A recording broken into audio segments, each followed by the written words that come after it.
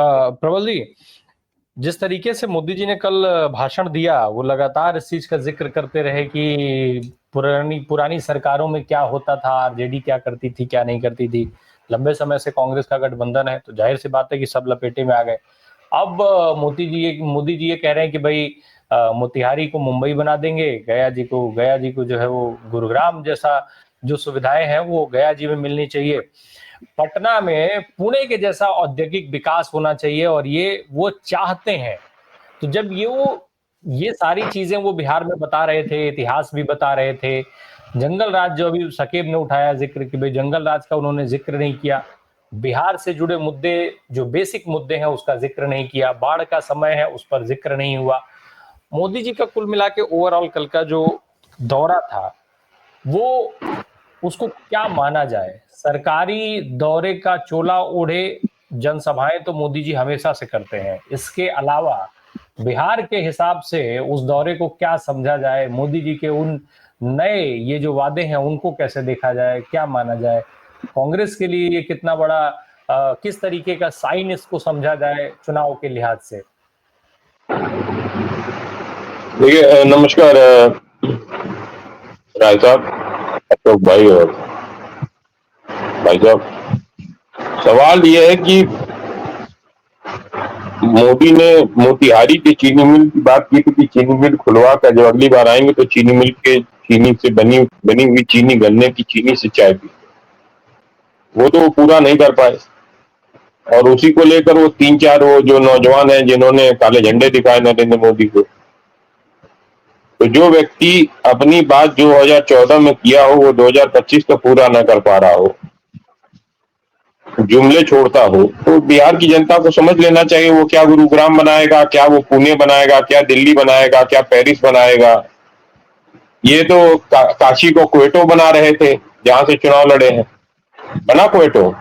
100 smart cities बना रहे थे, बनी 100 स्मार्ट सिटीज। बस इनका मुख्य उद्देश्य यह है कि किसी तरीके इनके प्रकरण जो है वो अडानी को जमीन देना है। अब हो सकता है कि वो अभी अडानी ने मना कर दिया हो कि मोतिहारी का चीनी मिल लेने से, इसलिए वो चालू नहीं हो रहा है। जिस दिन अडानी एग्री कर जाएगा कि साहब चीनी मिल का बिजनेस में आऊंगा और मुझे मोतिहारी का चीनी मिल चाहिए, उस दिन चालू हो जाएगा। आज तो ये काले झंडे दिखा लिए नौजवान, लेकिन जिस तरीके से भारतीय जनता पार्टी गठबंधन की जो सरकार, देवेंद्र फडणवीस जिसके मुख्यमंत्री है, महाराष्ट्र में जिस तरह से एमएसपीएस लगा है, Maharashtra special public safety bill 2024 पारित किया गया है। अब किसी भी व्यक्ति को, किसी भी किसान संगठन के आदमी को, मजदूर संगठन के व्यक्ति को, सामाजिक न्याय के लोगों को, मानवाधिकार आंदोलन के लोगों को, विपक्षी दलों को, आदिवासी राइट्स के लिए लड़ने वाले लोगों को नक्सल, अर्बन नक्सल बताकर जेल भेज दिया जाएगा। यहाँ तक अगर आपने ही कोई सवाल उठाया, महाराष्ट्र का कोई मुद्दा उठाया, किसानों की आत्महत्या का, किसानों की जमीनों का, तो आपके ऊपर भी वह कानून लागू होगा और आपको भी अर्बन नक्सल कहकर, इस पैनल में बैठे सभी लोगों को अर्बन नक्सल कहकर जेल भेज देंगे। 3 साल तक पड़े रहिएगा, कोई जमानत नहीं। और यह यही नहीं रुकने वाला, यह इसके अंदर, इस कानून के अंदर एक और है कि सीज ऑफ प्रॉपर्टी, यानी जो व्यक्ति को पहले अर्बन नक्सल बताएंगे फिर उसकी प्रॉपर्टी सीज कर लेंगे। यानी किसानों बड़े आसानी से, किसानों के एक समूह को जिस जमीन को अडानी चाहेगा उसको जो है अर्बन नक्सल बताकर उनको अर्बन नक्सल जेल भेज देंगे और उनकी जमीनों को सीज कर देंगे और अडानी को दे देंगे। यही हाल SIR क्लियर करके स्पेशल इंटेंसिव जो रिव्यू कर रहे हैं, किसानों को बड़े पैमाने पर किसानों को की नागरिकता छीनने की कोशिश हो रही है। किसानों की नागरिकता छिन जाएगी, वो कागज लेके घूमते रह जाएंगे। और इन्होंने एक बड़े ही स्मार्ट मूव करते प्राकृतिक गंगा प्राकृतिक कॉरिडोर, खेती कॉरिडोर बनाने की बात 2021 में की थी, 21-22 में। तो उसमें 50 किलोमीटर के पैचेस में गंगा नदी के किनारे जमीनें ली जाएंगी। वो कॉरिडोर भी अडानी अंबानी को जाएगा या और अन्य कॉर्पोरेट्स को जाएगा, विदेशी कॉर्पोरेट्स को जाएगा। वहां के जुड़े हुए जो उपजाऊ भूमि पर किसान, उनको मार भगाएंगे। इसी तरह का MSPS का कानून, जो पब्लिक सेफ्टी का नया कानून, जो बिहार में भी लागू होगा, मध्य प्रदेश में भी लागू होगा, उत्तर प्रदेश में भी लागू होगा, हर जगह लागू होगा जहां जहां भाजपा है। अभी ये पहले में संसद में नहीं लाएंगे, अब उन्होंने नया तरीका, क्योंकि संसद में आता है तो दिल्ली में हंगामा होता है तो नेशनल इंटरनेशनल खबर बनती है, तो इनके ऊपर फांसीवादी होने का आरोप लगता है, नाजीवादी होने का आरोप लगता है, दुनिया में इनकी थू होती है। इसलिए इन्होंने स्टेट्स को चुना है, क्योंकि लॉ जो है, पुलिस जो है स्टेट की है और जमीन जो है स्टेट का है, कृषि या एग्रीकल्चर, तो इन्होंने स्टेट के मुद्दे को छूना शुरू कर दिया है और स्टेट में ही कानून बनाकर किसानों की जमीन छीनने की नई साजिशें होने जा रही हैं। अब कानून के आधार पर किसी की भी जमीन छीन लो, किसी को बाहर कर दो, किसी को अर्बन नक्सल बता दो, तो आप कल से एक वकीलों का बड़ा पैनल अपने साथ खड़ा रखिए। राय साहब, अजय शुक्ला जी मित्र हमारे हैं, उनसे भी कहना चाहूंगा, वो भी अशोक शर्मा जी, हम लोग तो पॉलिटिकल आदमी, हम लोग को वकील मिले ना मिले, हम लोग को तो जेल जाना ही जाना है, लेकिन हम लोग जेल जाएंगे तो हम लोग की आवाज उठाने वाले तो आप लोग रहेंगे कम से कम बाहर, तो इतनी वो रहेगी। हम लोगों को तो उठा के जेल भेज देंगे, ये तो समझ में आ रहा है। प्रबल भाई, जब जेल जाओ हमें साथ ले जाना, हमें भी बड़ी प्रैक्टिस है इमरजेंसी की। चलिए, अच्छी बात है, धन्यवाद।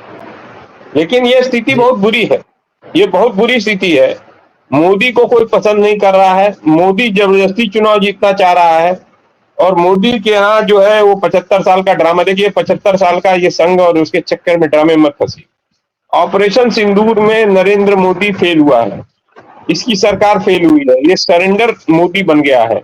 उसको बचाने के लिए ये मोहन भागवत ने ये बयान दिया है कि 75 साल ये डाइवर्ट करते हैं। विश्व भर में भारत भारत का साख गिरा है, नरेंद्र मोदी की थू हुई है, पाकिस्तान को प्रेस किया जा रहा है, पाकिस्तान को इंटरनेशनल मॉनेटरी फंड भी फंड कर रहा है, पाकिस्तान को सुरक्षा परिषद का अध्यक्ष बनाया जा रहा है, पाकिस्तान को जो है टेररिस्ट जो कमेटी बन रही है उसका उपाध्यक्ष बनाया जा रहा है।